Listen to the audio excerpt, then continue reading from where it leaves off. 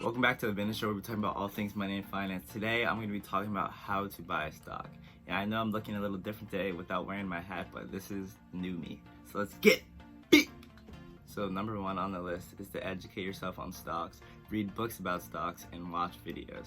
So up here I'm going to put a list of books that you should read to get more knowledge about stocks, and I'm probably going to link down in the description below a couple of videos that I watched to learn more about the stock market and just stocks in general. So that was the first one on the list, how to buy a stock.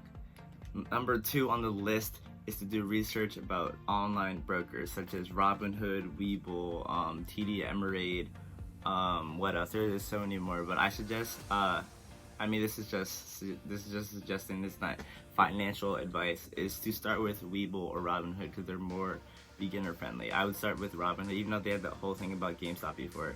Robinhood is very beginner friendly and is perfect for anyone who just wants to get into stock. So that's the second one, do research about online brokers. So yeah, on to the next one. Number three on the list is to apply for an account with that broker, which would be like me signing up for a Robinhood account or a Webull account. So easy as that. Also remember, if you're not 18 or above and you want to invest at any age below 18, you're gonna have to co-sign or get a custodial account under someone who is 18. But when you do turn 18 or 21, it's for different places, custodial accounts are different, but when you turn 18, between the ages of 18 or 21, they will be able to transfer all the stocks and any money that you made to your name. So you won't be, that money is technically not yours until you turn 18. Number four on the list of how to buy stock is only transfer the money that you absolutely don't need in the short term. So don't YOLO your whole life savings into like one stock or a Roth IRA or index funds or anything like that. Like, don't only put money that you're willing to lose in per se. Also, no one wants to lose money, but only put money into stocks that you're willing to lose or you don't need for the long term. So number five on the list kind of comes in with doing research about the stock market and reading books about the stock market. So number five is applying fundamental analysis on stocks of interest. So basically, once you do all your knowledge about the stock market and stocks, you're gonna start like seeing what is a good stock and what like doing the research behind companies and why you know it's gonna go up higher. Because you only want to buy stocks if they're gonna go up, unless you are doing, what is it called?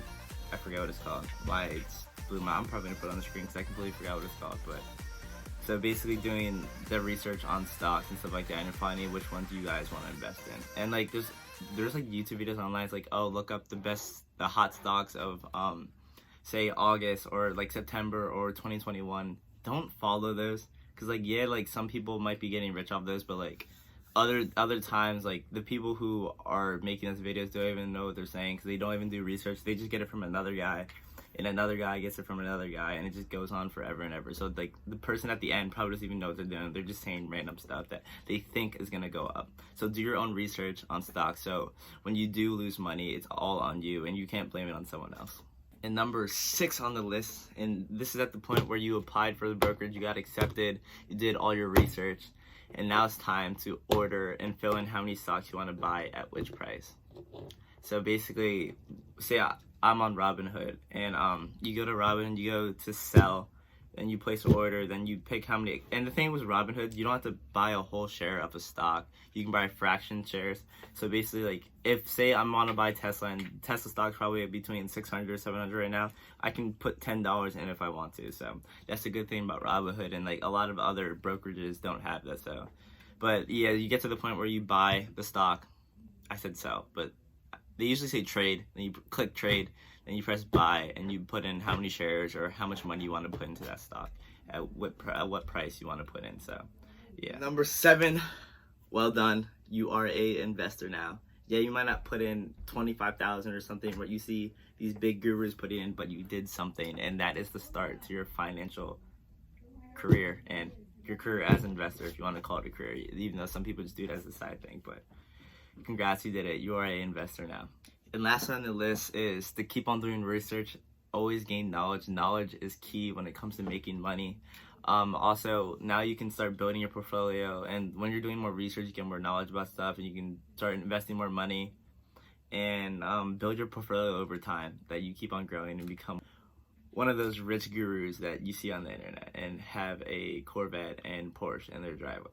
No, I'm joking. That's not the end goal. It's maybe for some people it is, but that is not for me. But over time, you can review your portfolio on a monthly basis or even a weekly basis or a daily basis, whatever, how hard you want to get into the investing game. That's really on you, but congrats, you made it and you are an investor now. So that was a video on how to buy stocks in 2021, and thanks for watching the channel. Yeah, really appreciate it. This was been the show. Peace.